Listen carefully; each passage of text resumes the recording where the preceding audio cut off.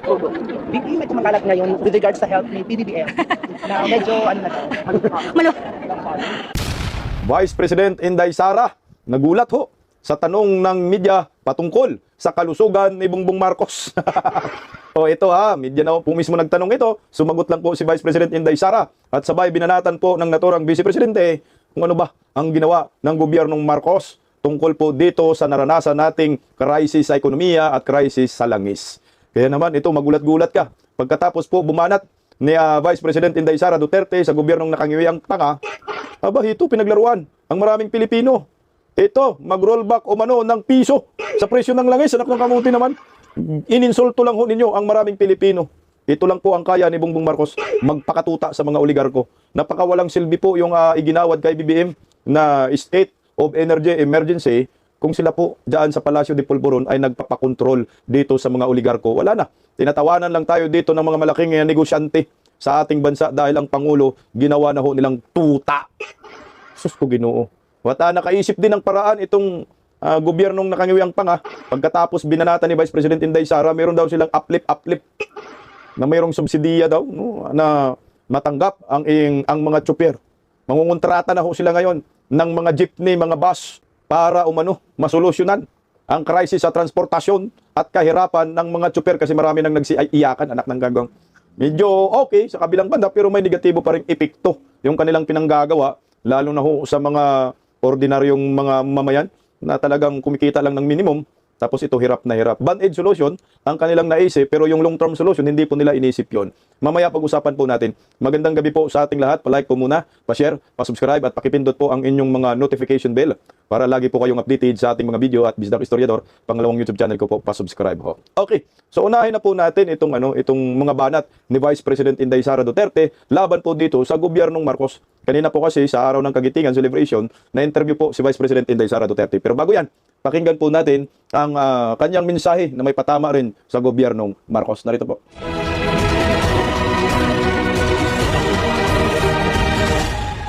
Assalamualaikum warahmatullahi wabarakatuh. Madayaw, umayong adlaw kaninyong tanan. Magandang araw sa inyo lahat.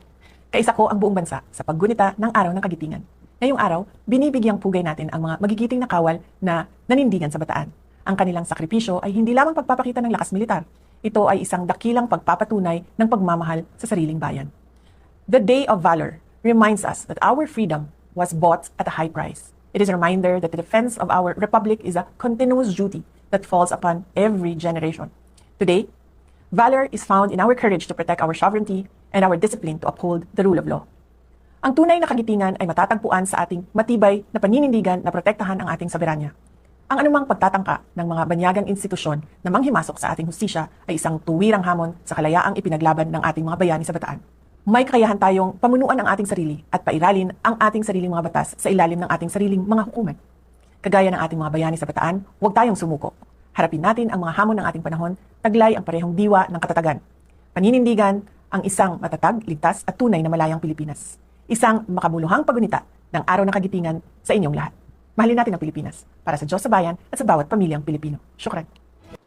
Intindi rin ang mensahe ni Vice President Inday Sara, patama pa rin po sa gobyernong Marcos. Hindi pa rin po natin may tanggi na ang mensahe ni Inday ay may patungkol din po sa ginawa ng gobyernong Marcos kay former President Rodrigo Roa Duterte, yung soberanya ng ating bansa na isinuko po sa mga banyaga na hindi man lang tayo pumalag at kusa po nating ibinigay ang former President dito sa banyagang bansa sa International Criminal Court. At ang masakla pa ho nito, kasabwat ang gobyernong Marcos. So ang makabagong makapili po, itong mga nasa gobyerno ngayon, kagaya ni Bongbong Marcos at mga Rimulya, kasama itong si Romualdez, mga baki, si Lisa Marcos.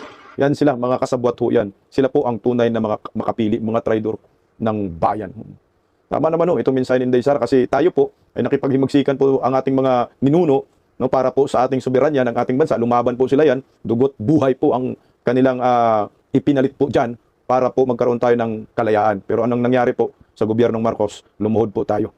No? Yung soberanya ay isinuko po natin sa mga banyaga. Anyway, may karma po yan, Bongbong Marcos. Narito po ang mga banat ni Vice President Inday Sara kanina pagkatapos po ng selebrasyon ng Araw ng Kagitingan. Narito, question po ni Inday Sara ang, alam mo na, ano bang ginagawa ng gobyernong Marcos sa panahon po ng crisis sa ekonomiya, crisis sa langis? Ano bang ginawa nila para mapababa ang presyo ng langis? Kasi sa ngayon po, talagang ang masaya lamang sa patuloy na pagtaas ng langis ay siyempre mga oligarkiya. Yung mga may-ari ng mga dambuhalang mga oil company sa ating bansa. Talagang sinagadho nila, anak ng kagwang ang tawa nila, abot hanggang impyerno na. Narito, pakinggan natin si Inday Sara. Oo, napakahalaga ng ating commemoration na araw ng katitingan ngayong araw na ito.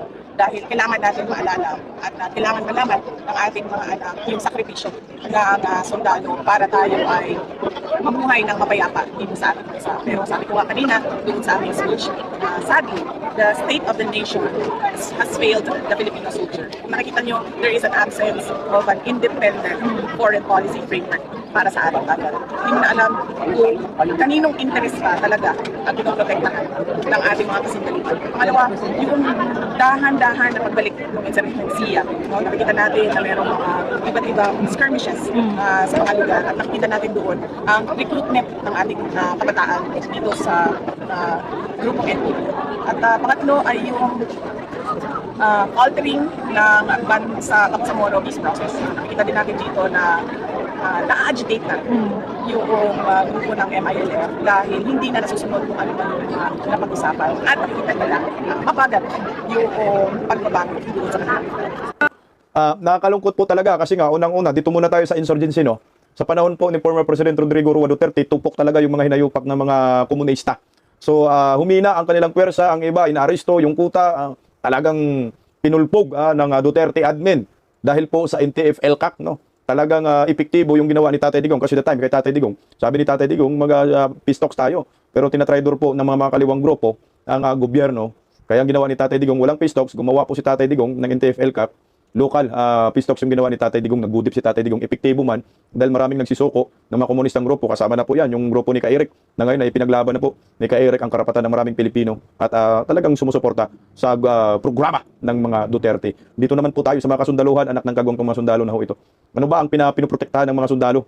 Interest ng mga politiko o interest ng maraming Pilipino? Dapat po ito punahin ho natin kasi ngayon sa issue po ng korupsyon, tahimik po ang mga sundalo Mas pinoprotektahan po nila ang mga kurakot, no? Yun ang lumalabas Dahil napakatahimik, masaludo pa ho tayo sa mga retired soldiers, lalo na po yung 18 kasama si Orly Gutisa, kasama yung mga retired uniform personnel na tinutuligsa po nila ang korupsyon sa bansang ito under Marcos admin. Pero yung mga military na legit, anak ng kagwang, napakatahimik. Meron isa, nagbubugod tangi, no? Na kinukundina po niya si Bongbong Marcos admin sa walang habas na korupsyon. Pero nasa court martial po ngayon, kawawa ho naman. Pero bayani po yun. Pag natanggal naman ho yun sa serbisyo, pag naging pangulo ka dahil, ibalik niyo po itong taong ito. Naalala po ninyo kung sino? Ako nakalimutan ko po yun. Basta nasa court martial. Tuloy natin tayo. Mapapababa siya kung magagawa nila ng paraan yung problema sa supply doon sa Middle East. Or mapapababa siya kung merong ibang supply na hindi dumadaan sa Middle East na papasok sa ating bayan. So hanggang merong bangayan sa Middle East, patuloy ang pagtaas ng presyo ng Ito po yun naguha ko yung punto ni Inday Sara. Kasi nga, hindi lang naman sa Middle East, mayroong langis. So maraming ibang bansa na may langis. So dapat, pupunta tayo sa ibang bansa, kagaya din ng Korea, di ba? May langis din China, may langis Russia. Pumupunta po tayo doon sa mga lugar na ito na hindi dumadaan dyan sa Strait of Hormuz at hindi kasama sa digmaan. At doon tayo bibili ng langis para magkaroon tayo ng supply at para magmura ang presyo ng langis. Ang problema nga lang, ang gobyerno, wala po silang iisip na ganun hindi po consistent yung pakikipag-ugnayan sa China, sa Russia. Merong naghatid kamakailan, pero yung next? Meron pa bang susunod na delivery? Yun yung punto natin na riyan. At hindi po gumagalaw ang presyo ng langis. Hindi po nagro-roll back. Gumagalaw, pero pataas po ang presyo ng langis. Abot hanggang impyerno po ang presyo. Crudo, 170. Anak ng kagwang, gasolina, 120. Ganun katindi ang presyuhan ng langis. Lalo na ho dyan sa probinsya. Tama ho, kailangan mag-isip ka. Hindi lang po ito, puro ka, Middle East. Huwag digmaan nga, dapat naghanap ka ng alternatibong bansa na pwede mong pagkukunan ng langis. Tuloy po tayo. Ano pa dapat ang gawin ng ating pamahalaan upang maibsan yung nararamdamang kahirapan ng ating mga kababayan? Maniwala po kung ang tanong is ano pa dapat ang ginagawa ng pamahalaan, ay dapat tanungin natin ang ating Pangulo, ano pang ginagawa niya para tulungan ang mga kababayan natin na tinatamaan o nahihirapan dahil dito sa epekto ng krisis sa Middle East. Tama ka dyan, Day. Ano ba ang ginawa ng gobyernong Marcos kasi?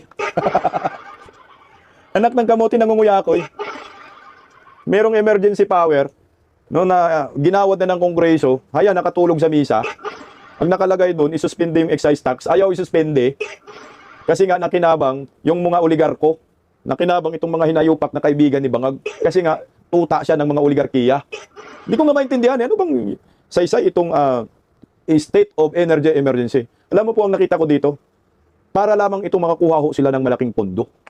Ayan po yung nakikita ko. So ngayon, after po ng interview kay Vice President Inday Sara, magugulat ka, naglabas ngayon si Bongbong Marcos, may video na inilabas ng Malacanang tungkol kung paano maibsan ang crisis ng mga Pilipino. Paano po makasustain tayo? Anak ng kagwang, mayroong programa si Uplift. Ang inumin, programa pa lang Uplift. Parang talagang nasa alapaap nyo, talagang mahilig sa high. Ito, naglabas po sila itong programa. Ano bang programa ito, anak ng kagwang? Ito na ba yun, pinag-isipan mo? Maibsan na ba ang kahirapan ng mga Pilipino at magmura ba ang presyo ng langis? O malulugi lamang ang gobyerno patungkol dito? Anak ng kagwang Mas gusto ko pang malugi ang mga oligarko kaysa malugi ang gobyerno. Kaso nga lang, matagal na tayong lugi dahil inuubos na po ang pera ng mga kawatan. Kaya luging-lugi na ho tayo. Pakinggan natin programa niya. Mga kababayan, nagpulong muli ang Uplift Committee upang talakayan ang pinakahuling development na nangyari sa Middle East, pati na ang mga hakbang ng pamahalaan upang maibsan ang epekto nito sa ating bansa, lalong-lalo na sa patuloy na pagtaas ng presyo ng krudo. Kaya naman, simula April 15, ipapatupad ng DOTR ang Service Contracting Program. Sa ilalim ng programang ito, babayaran namin ang ating mga operator at driver ng mula 40 pesos hanggang 100 piso kada kilometro. Service Contracting Program, babayaran ang mga operator ng 40 pesos to 100 pesos per kilometer. Ngayon, saan yung pera nang gagaling? Pera ng bayan. Puta na, nag-isa na tayo sa sarili nating mantika, 40 pesos, so magkontrata ho sila ng mga operator. Jeepney operator, bus operator, at ito po yung rate, 40 to 100 pesos per kilometer ang bayad. So dito pa lang maglalabas ang gobyerno ng pondo galing sa kaban ng bayan. Puta, lugi na naman si Juan dito. So abunado na naman tayo dito. Tuloy. Dagdag ito sa kanilang kita mula sa pamasahe. Para naman sa mga commuter, may kasamang hindi bababa sa 20% na diskwento sa pamasahe. Ang mga ruta ay nakatuon sa mga lugar na may koneksyon sa tren at pangunahing mga bus route upang maging mas maayos, mabilis at maaasahan ang biyahe. Ipapatupad ito sa buong bansa.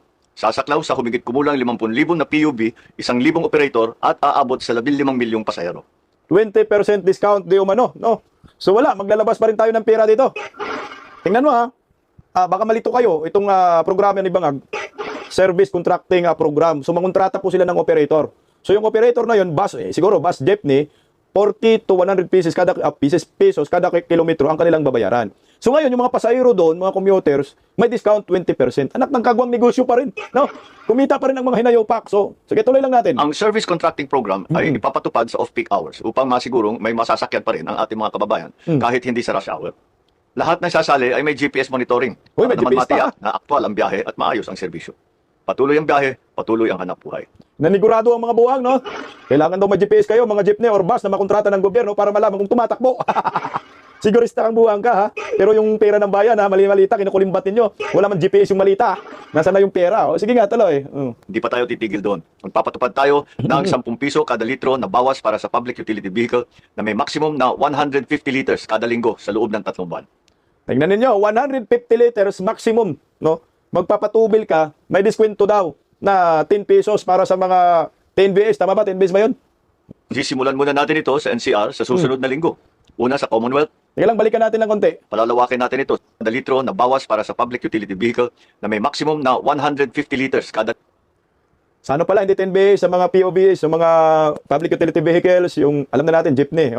Ayun yung diskwento, 10 piso daw. Pag kayo ay nagpagasolina.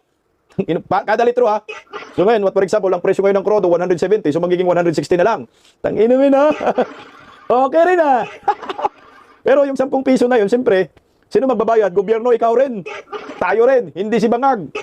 Hindi niya pera yan. So tuloy Na linggo sa loob ng 3 buwan. Sisimulan muna natin ito sa NCR sa susunod na linggo. Una sa Commonwealth, palalawakin natin ito sa mga susunod na araw sa Quezon Avenue, Espanya, Zapote, A. Bonifacio, Rizal at Marcos Highway hanggang mapalawak natin ito sa buong bansa. Mahalaga ito dahil hindi lang transport cost ang tinutugunan natin. Stop tayo doon. So ngayon, ang makikinabang dito, NCR lang. Apot. Si Raulo niluloko lang talaga ni Bangag, Ito na yung ginagawa ng gobyerno ngayon. So, Service Contracting Program. Malabo ho yung ginagawa ni Bongbong Marcos na ito. Pasakit pa rin po ito sa ating mga taxpayer. Kasi unang-una, yung pundong ginagamit yan, siyempre trust issue pa rin yung iniisip natin kasi mga kurakot sila, Hindi pa rin totoong serbisyo kasi tayo, magbabayad pa rin ho tayo doon sa mga kinukontrata nilang mga jeepney or mga bus. So wala totaling pakinabang ho ito. Naglalabas ka pa rin po ng pera. Bakit po si Pangulong Duterte noon ay hindi po pinapabayad yung mga commuters? Yung pandemya, libre sakay. Lahat. Sa buong Pilipinas, mayroong ganun Yung LRT, MRT, yung bus. Di ba nakasubok kayo ng libreng sakay? Ako nakakasakay ako sa bus, walang bayad. Bakit? Pinapasan pa rin po natin ito. Total, nangulimbat na naman kayo ng pondo. Bakit ayaw nyo nalang librehin lahat ng mga sumasakay sa inyong service contracting program na mga bus? Bakit pagbayarin nyo pa rin kami? Kotsa, ito programa niya, NCR. Teka, ang Pilipinas ba NCR lamang? Luzon, Visayas at Mindanao po tayo. Hindi magagalit yung mga taga Mindanao nito. Magagalit ang mga taga Luzon, o taga North Luzon, taga Visayas, South Luzon. Kasi NCR lang daw ito. So testing pa ang ungag. Pero kailan po ito? Kailan tatagal? At hindi malinaw kung once a week lang ba yung programa nila. Lalo na po dito sa mga jeepney operator. Kasi meron daw diskwento yung langis 10 piso bawat litro. Maximum of 150 liters. Yun po yung programa. Makakatulong ba ho ito o dagdag pasaanin lang din sa mga taxpayer kagaya ho natin? Kasi mag-aabuno ka eh. Yung 10 piso dayon, ang mag-aabuno yan, gobyerno. So yung perang gamit ng gobyerno, pera din natin. Puta, ginisa po tayo sa sariling mantika. So tuwang-tuwa na naman yung mga oligarko dito. So useless yung state of energy emergency mo, Bongbong Marcos. Dapat ang ginawa mo dito, nag-freeze ka dito sa langis at ibinalik mo sa dating presyo ng langis. Ibalik mo sa 60. Oh, 50, 70. Take it or leave it. Ibalik nyo mga oligarko. Pag hindi nyo ibalik, isasarado ko yung kumpanya ninyo, take over ko. Ganun dapat kasi meron ka ng kapangyarihan, iginawad sila ng Kongreso. Pero ano ang ginawa mo? Hinayaan mo lang na mag-increase. Hindi mo pina-freeze yung presyo ng langis. Bakit kaya Tatay Digong nagawa yun ng pandemya? Pero ito hindi mo nagawa. Yan ang maliwanag. Nagpakatuta ka sa mga oligarko. Kasi presidente ka, anak ng kagwang lahat, posible. Kaya mo yan kung ang iniisip mo para sa kapakanan ng maraming Pilipino. O ito pa, tingnan mo ha. Napuna ni Vice President Inday Sara itong gobyernong ito. Magugulat ka, biglang magkaroon di umano ng rollback sa langis. Alam mo ba yung rollback na yan? Malaking insulto sa maraming Pilipino. Piso yung rollback. Samantala yung increase 20, 30, 17, more than 10 pesos yung rollback. Yung taas ng langis, 20, 17, more than 10 pesos yung itinaas. Pero yung rollback piso, tang-inomin, ginagago tayo dito ah. Hindi na ito makatwiran. Ito ay isang kalukuhan na. So maliwanag na si Bongbong Marcos ay tuta ng mga oligarko. Oh, makukontinto ka dito ng piso rollback, 3 piso to piso. Magro-rollback daw kasi. Kasi binabatikos na sila doon sa Strait of Hormuz. Bakit hindi pa rin naramdaman ng mga Pilipino yung rollback? Oh, ito yung sagot nila. 3 piso-piso, yaward. Oh, ito, pakinggan natin. Oh. Dito naman po sa bansa may namumuro na raw na bawas presyo sa petrolyo. Ayon sa isang oil industry source, posibleng mabawasan ng 2 pesos and 50 centavos hanggang 3 pesos and 50 centavos ang kada litro ng diesel. Piso naman po ang posibleng tapya sa gasolina. Projection pa lamang ito ayon sa 3 araw na trading ng Mean of Platts Singapore na batayan ng presyuhan sa Pilipinas. Ibig sabihin, pwede pa pong mabago yan, mas mababa o muling tataas dahil may natitira pang isang araw na trading day. Usap-usapan ng rollback matapos nga po magkasundo ng pansamantalang ceasefire ang Amerika at Iran. Utangin na, no? Doon sila nakabase sa ceasefire. Pinaglalaruan tayo dito ng mga oligarko. Payag tayo dito. Di ba tayo na insulto dito o sobrang insulto? Rollback piso, pero yung taas 20. Tapos hindi pa sigurado daw kung mag-rollback, anak ng kagawang anong klaseng gobyernong ito. Parang nagtatrabaho na lang ho ang mga Pilipino para sa pambili lang ng langis. Pwede bang, Ginoo. Insulto po ito para sa atin. Hindi ba ho dito magre-react ang Palacio de Polvoron? Tika, bakit ganun? Insulto to sa mga mamamayan. Pag kayo nag-increase, sobra-sobra, lampas hanggang impyerno. Pero ito, piso talaga. My God, I hate drugs. Anong meron dyan? Tapos, mag-decrease ng piso. Tapos, sa susunod na linggo, mag-increase ng 20. Ito yung maliwanag na si Bongbong Marcos ay kontrolado ng mga oligarko. Ba't hindi siya nakakapalag dito? Hindi ho ito makatwiran. Hindi po ito makatao. Dapat ibalik nyo sa dating presyo ng langis.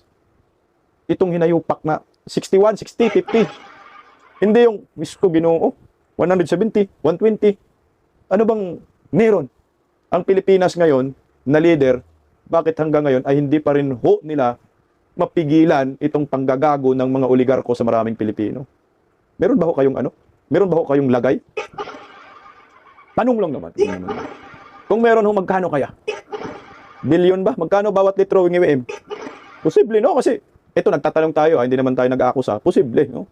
Na baka anak ng kamote, yung bawat litro ng langis, sasabihin sa oligarko, 10 piso yan ha, mapupunta sa akin. Posibleng ganun, kasi mga kawatan man. Ngayon, nasabi ng oligarko, sige, 10 piso man sa inyo, huwag nyo kaming pigilan na magtaas ang presyo ng langis. Habutin namin ng 200 ito. Tapos sasabihin pa nila, teka lang, 200, magiging 20 na sa amin dyan. Paano baka pumalag ang taong bayan? Mag-decrease tayo kunyari ng piso at 3 piso. Talagang gaguhan po. Sindikato ang nagpapatakbo sa gobyernong eto, yan ang malinaw dyan. Kaya ang kawawa, sino tayo? So napaglaruan lang ang mga Pilipino patungkol dito sa mga pautot ninyong rollback hinayupak piso. Rollback nyo mata ni bangag. Mukhang hindi na ho normal itong isip ng mga leader ng ating bansa. Talagang kontrolado na po ng mga negosyante, oligarko ang Pilipinas. Hindi na ho, parang hindi na normal. Abnormal na po ito. Normal na talaga. Wala na daw eh. Hirap na, tumatabingi na. At ito po, mga kababayan ko, natanong rin po si Vice President Inday Sara Duterte patungkol po sa kalusugan ni Bongbong Marcos. Pero kita mo yung video, no? Tumaba. Nung nakarang araw, putang ina, tinanong ni sabi payat. Tapos ngayon, araw ng kagitingan, taba na naman. Ay, ito, tinanong si Inday Sara sa kalusugan. Ito galing sa media po ito. Alam naman, tayo naman sasabihin fake news eh. Medyo nagulat lang naman si Vice President Inday Sara sa tanong kasi ang tanong kasi malubha na daw yung kalusugan ni Bangag. O ito po ang sagot ni Inday Sara at reaction. May kumakalat ngayon with regards sa health ni PBBM na medyo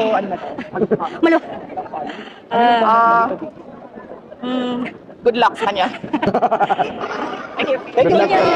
Good luck niya, sana kayanin mo. Malubha yun yung tanong ha. Kumakalat di umanong malubha na ang kalagayan ni Bongbong Marcos, sasabihin na naman ninyo fake news. Ba't kasi ayaw maglabas ng medical bulletin tapos magsasalita yung doktor, ipaliwanag, diverticulitis, ni bungit, lumala na, at bakit payat kagabi, tapos ngayon maga. Normal naman kasi ang reaction na yan eh. Tingnan mo meron akong video na ilalabas. Tingnan nyo po, yung videong ito. Yung sa kanan po ay kanina po yan sa araw ng kagitingan. Talagang grabe maga siya dyan. Pero sa kaliwa, kita mo talagang wala na, payat na payat. Panoorin natin para makakuha natin yung comparison. Sir, kamusta po ang kalusugan? Ganun pa rin. Yun na nga, I'm struggling kasi ayoko tumaba ulit. Nawala Tingnan mo. ulit yung taba ko, baka babalik. Tingnan mo talagang ano daw. Ayaw daw niya bumalik yung taba niya. Tingnan mo yung April 8 na. Pero tingnan mo yung April 9, magang maga siya dyan. So that's what I'm taking care of. But I want to, magpapasalamat naman ako sa mga nag-aalala sa akin. Walang nag-aalala sa'yo. Huwag masyadong siniseryoso. Alam mo naman ang social media, palabiro yan eh. At wala po tayong problema. I'm back to my regular exercise. I've been back to my regular routine for the last 3 months na ito na watching my health, making sure that I'm always ready to do the work. Ito naman kanina. Grabe, no? Siya ba talaga yan? Sir, Ang layo, no? Kagabi, diet. Ngayon, maga. kamusta? April 8, April 9, isang gabi lang, ang laki ng itinaba. Again, dapat malaman po ng taong bayan, ano ba talaga ang estado ng kalusugan ng Presidente ng Republika ng Pilipinas. Pero meron pong nagpapaliwanag dyan, posible di umano na manas, no? Pag merong sakit, lalo na kung may sakit sa kidney, magiging manas ka daw. Kaya maga. Pero daw kasi nga ang PCO, DIB, yung kalbo. Kakasuhan daw yung mga nagpapakalat ng fake news na hindi maayos ang kalusugan ni Bangag. Alam nyo, di naman talaga maayos ang kalusugan ni Bongbong Marcos para sa akin. Unang-una, aminado naman sila na merong sakit na diverticulitis. So wala tayong update doon. Ano na ba ang nangyayari sa sakit ni Bongbong Marcos? Kahit sabihin ni Bongbong maayos ako at sabihin ni Claire Castro, hindi pa rin po yun enough para paniwalaan ng taong bayan. Sino po dapat ang paniwalaan natin? Siyempre, ang mga eksperto. No, eksperto sa medisina. Mga doktor, hindi naman doktor si Claire Castro, doktor Kwak-Kwak, no? Hindi naman doktor si Bongbong Marcos. Kaya dapat mag-hire sila ng eksperto, yung taga Sintlox, no? Lalo ng taga Sintlox ngayon kasi kontrobersya, dami daw kapulisan, di ba? Yung paliwanag, sabihin, okay, maayos naman. Ito po yung Leger, no? Leger ba tawag dyan? Sa medical records na, ito po yung umpisa ngayon, nag-improve, ito medyo malala na. No? Magpakatotoo lang sa maraming Pilipino. Pero ito, may buwelta po ang Palacio de Polvoron. Laban po sa mga karitiko ng Pangulong ito na hanggang ngayon tinatago ang tunay na kalusugan. Narito po, pakinggan natin, panoorin. Tuloy daw sa trabaho si Pangulong Bongbong Marcos sa gitna ng mga kumakalat na fake news na may malubha umano siyang sakit. Para sa Pangulo, hindi sapat ang 2 linggong ceasefire ng Iran at Amerika para mapababa ang presyo ng petrolyo. Pero gagawin naman daw ng gobyerno ang lahat para kahit papaano ay magawa ito. Narito ang Express Report. Huwag niyo pong masyadong siniseryoso. Alam mo naman ang social media, palabiro yan eh. Joker daw si Pangulong Rita. Bongbong Marcos na mismo ang sumagot sa mga nagtatanong tungkol sa kanyang kalusugan. Sa one-on-one interview ni Palace Press Officer Claire Castro sa Pangulo, sinabi niyang walang dapat ipag-alala sa kanyang kalusugan. I'm struggling kasi ayoko tumaba ulit. Nawala na yung taba ko, baka babalik. So that's what I'm taking care of. But I want to, magpapasalamat naman ako sa mga nag-aalala sa akin. Una nang na-diagnose na may diverticulitis si PBBM o yung impeksyon at pamamaga sa bahagi ng bituka. Pero hindi naman daw ito nakamamatay. Sa gitna ng pag-iingat sa sarili, tuloy sa kanyang trabaho ang Pangulo. Dito na niya rin sinabing magandang oportunidad ang 2 linggong ceasefire ng Amerika, Israel at Iran para makapasok o makalabas na ang mga naiipit nating tripulante. What do you think po, paano ito makakatulong sa globally, sir, at sa atin? Well, natural. If kasi kasama doon sa agreement na pinag-usapan, na doon sa ceasefire, na bubuksan ng Straits of Hormuz. Libo-libong naiiwan doon sa ceasefire na nakaparking lang doon, nag-aantay na makapasok o lumabas. So, magagawa na nila yung kanilang trabaho. So, we will take full advantage of the 2 weeks to increase our supply as much as possible. Naniniwala rin ang Pangulo na hindi sapat ang saglit na tigil putukan para mapababa ang presyo ng petrolyo. 2 weeks may not be enough time to bring the prices down. But maybe if it is extended further than that with the prospect of even better situation following, then prices will start to follow. Wala namang nabanggit sa panayam kung nakapagdesisyon na siya sa suspensyon o pagbabawas ng excise tax sa petrolyo. Nagbabalita mo. Yan na yun, excise tax talaga, pati yung VAT, dapat yan yung inano nila, tinanggal muna, sinuspende. Useless nga yung state of emergency para sa excise tax pero hindi nila ginawa. So ang purpose lang ng state of emergency, magkakaroon lang sila ng billion-billion pondo. I think meron silang ilalabas na 8 billion na pesos para di umano dito sa mga programa ng uplift. Hi na lang sana, hi lip. Wala, as in, kung dapat ganito ang gawin natin Bong, pwede bang mag-usap tayo, Bong? Pag Bong, hindi magbaba ang presyo ba, Bong, ng langis, Bong? Pwede ba, Bong, ikaw na lang yung bumaba, Bong? Parang ano naman, no? Bong, kung hindi bababa sa dating presyo, Bong, 61, Bong, o 50, Bong, mahal na nga yung 59, Bong, 60 plus.